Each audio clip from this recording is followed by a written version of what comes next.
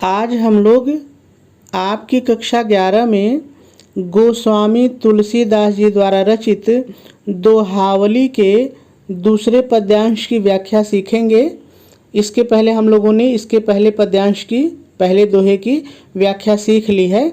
बहुत ही सरल है। यदि आप थोड़ा सा भी ध्यान देंगे तो इस दोहे की व्याख्या और इस दोहे पर आधारित आपकी परीक्षा में जो भी प्रश्न पूछे जाएंगे उन सभी का उत्तर आप बहुत आसानी से लिख लेंगे, कहीं भी कोई दिक्कत नहीं होगी।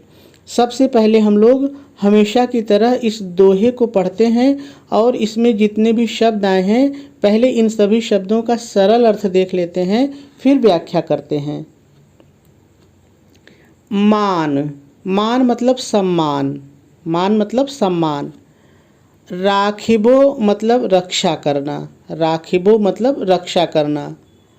मांगिबो, मांगिबो मतलब मांगना, मांगिबो मतलब मांगना। प्रिय मतलब प्रिय, प्रिय मतलब प्रिय।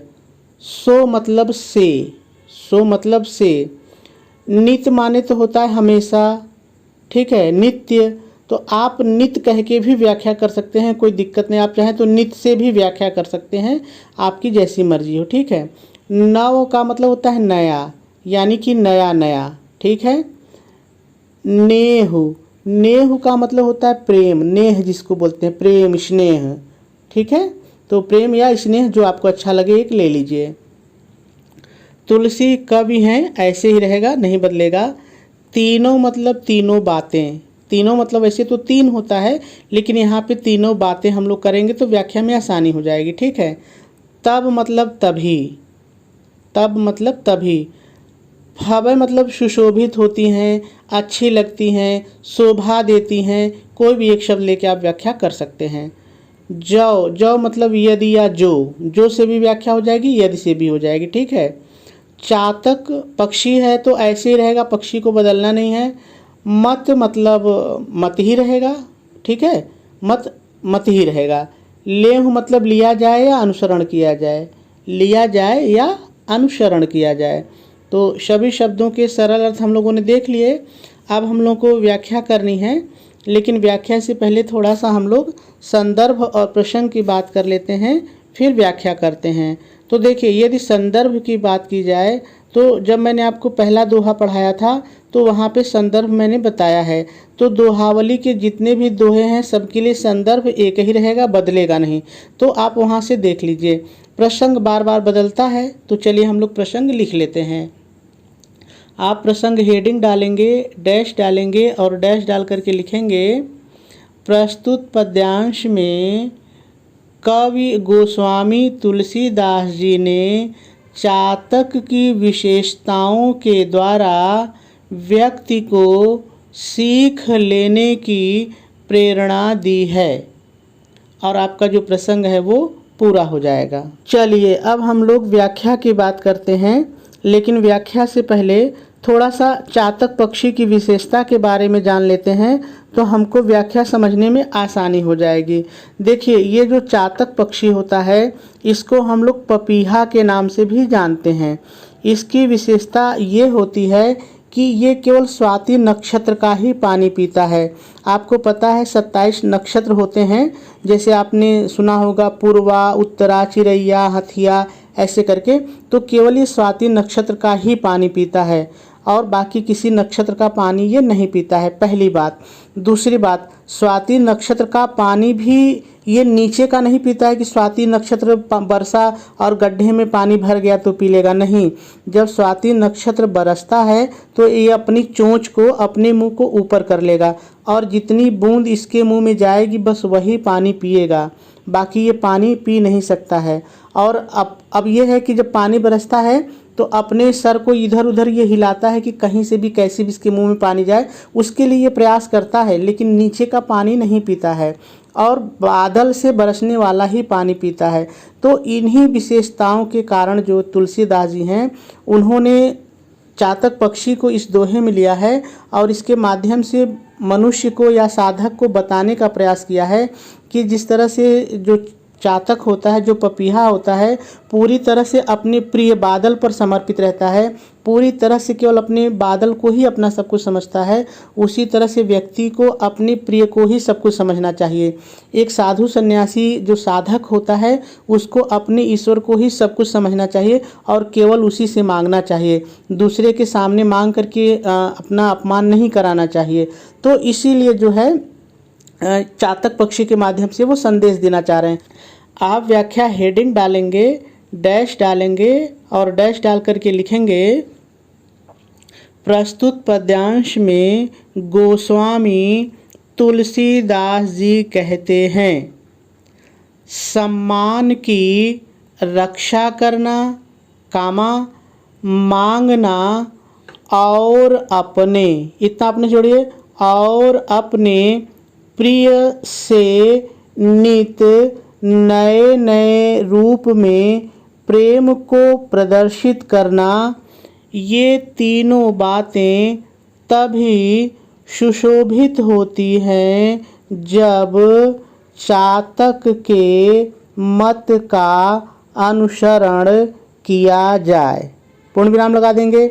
देखिए, अभी आपकी व्याख्या पूरी नहीं हुई है। 2 लाइन की आपने व्याख्या भले ही कर दी है, लेकिन वास्तव में व्याख्या आपकी तब पूरी होगी जब इन चीज़ों को, जैसे मैंने वहाँ पे समझाया था पहले, वो सारी चीज़ें समझा करके नीचे आप लिखेंगे। ठीक है, तो इतनी व्याख्या जब आपकी हो जाएगी तो उसके बाद क्या लिखना है, ध्यान से सुनिए। पूर्ण विराम लगाएंगे और आगे लिखेंगे, कवि के कहने का तात्पर्य है, जिस प्रकार से चातक पक्षी केवल अपने प्रिय से ही मांगता है और अपनी इच्छा की पूर्ति के लिए अपने प्रिय बादल से नित नए नए रूप में अपने प्रेम को प्रदर्शित करता है, और इस प्रकार से वह अपने सम्मान की भी रक्षा करता है, उसी प्रकार से व्यक्ति को भी केवल अपने प्रिय से ही, अर्थात साधक को केवल अपने इष्ट से ही मांगना चाहिए और उसके प्रति ही नित्य नए नए रूप में अपने प्रेम को प्रदर्शित करते हुए बढ़ाना चाहिए। इसी से उसके प्रेम की अनन्यता सिद्ध होगी और उसका प्रेम सफल होगा। अब जाके आपकी व्याख्या पूरी हुई। चलिए, अब हम लोग इस दोहे का काव्य सौंदर्य और इस पर आधारित आपकी परीक्षा में पूछे जाने वाले संभावित प्रश्नों को हल करना सीखते हैं। सबसे पहले हम लोग इस दोहे के काव्य सौंदर्य को देखते हैं। यदि इस दोहे में रस की बात की जाए तो शांत रस है। यदि छंद की बात की जाए तो ये दोहा छंद है। दोहावली के सारे छंद ही दोहा हैं। ठीक है। यदि अलंकार की बात की जाए तो इसमें अन्योक्ति अलंकार और अनुप्रास अलंकार हैं। ये अलंकार कहाँ पर हैं, कैसे हैं, इसको समझने के लिए चलिए हम लोग पद्यांश पर चलते हैं, क्योंकि अलंकार से अक्सर प्रश्न पूछा जाता है और जब आप पद्यांश में देखे रहेंगे तो भूलेगा नहीं। देखिए, यहाँ पर आप यदि ध्यान दीजिए तो तुलसी तीनों तब, इसमें देखिए इस शब्द का पहला वर्ण त है, इस शब्द का भी पहला वर्ण त है और इसका भी पहला वर्ण त है। तो जहाँ पर एक ही वर्ण एक से अधिक बार आता है वहाँ पर अनुप्रास अलंकार होता है। तो इस पंक्ति में, इस लाइन में अनुप्रास अलंकार है। ठीक है। अब अगला है अन्योक्ति अलंकार। देखिए, अन्योक्ति अलंकार को आप शब्द या वर्ण के माध्यम से नहीं पकड़ सकते हैं, नहीं पहचान सकते हैं जब तक कि आपको व्याख्या न पता हो। ये व्याख्या के आधार पर ही पता चलता है। तो देखिए, अन्योक्ति अलंकार वहाँ पर होता है जहाँ पर हम प्रत्यक्ष रूप से तो बात किसी और की करें, लेकिन उसके माध्यम से हम बात किसी और की कर रहे हों। तो देखिए, यहाँ पर जो कवि हैं, जो तुलसीदास जी हैं, वो चातक पक्षी और उसके प्रिय बादल के द्वारा मनुष्य और साधक की बात कर रहे हैं, इसलिए यहाँ पर जो है अन्योक्ति अलंकार है। ठीक है। चलिए आगे देखते हैं।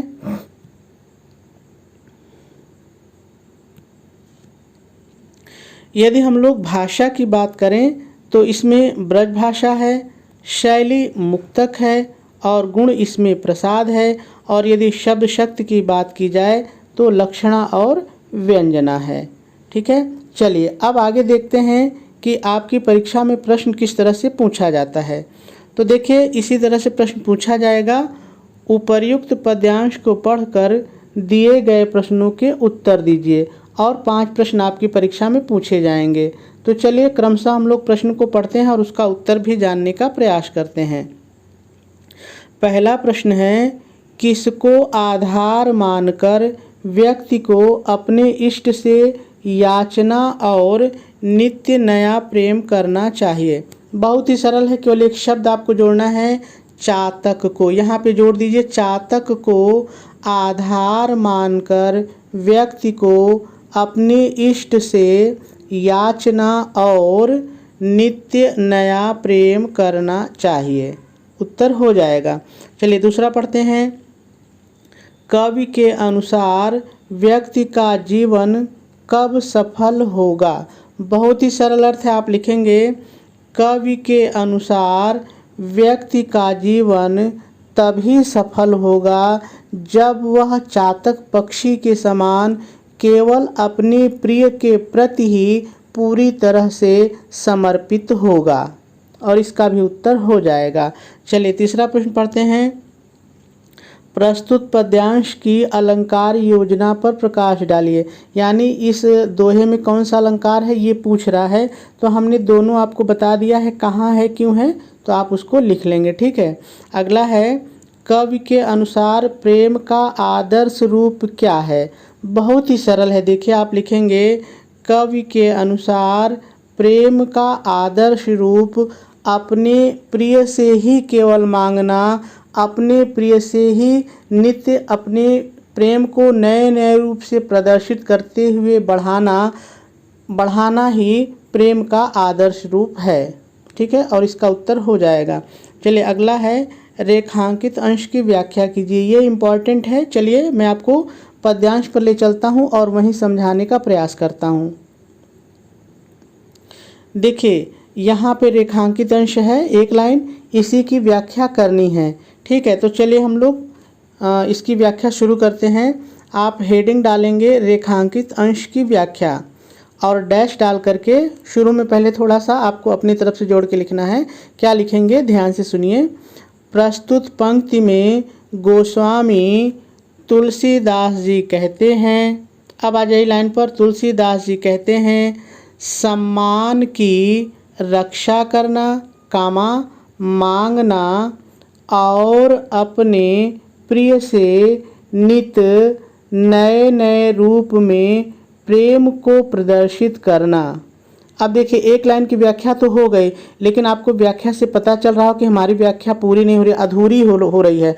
तो देखिए ऐसी स्थिति में हमको करना क्या है कि भले ही एक लाइन में अंडरलाइन खींची गई है, हम नीचे की भी लाइन ले लेंगे। जब तक कोई भी व्याख्या आप कीजिए और उसका एक भाव ना निकले तो समझ लीजिए कि आपकी व्याख्या गलत है। तो उसके लिए चाहे आपको नीचे की लाइन लेनी पड़े चाहे ऊपर की लाइन लेनी पड़े, आप ले सकते हैं। तो आगे जोड़ेंगे, ये तीनों बातें तभी सुशोभित होती हैं जब चातक के मत का अनुसरण किया जाए। पूर्ण विराम लगा देंगे और अब जाके आपकी पंक्ति की व्याख्या पूरी हो गई। ठीक है, तो यहाँ पर ध्यान आपको यही देना है कि जब भी कोई आप लाइन लें और ऐसा लगे कि इसकी व्याख्या सही नहीं हो रही है, वाक्य हमारा अधूरा ही बन रहा है, तो आप उसको पूरा करने के लिए उसके बाद की लाइन को भी ले सकते हैं। तो मेरे ख्याल से बात आपको समझ में आ गई होगी।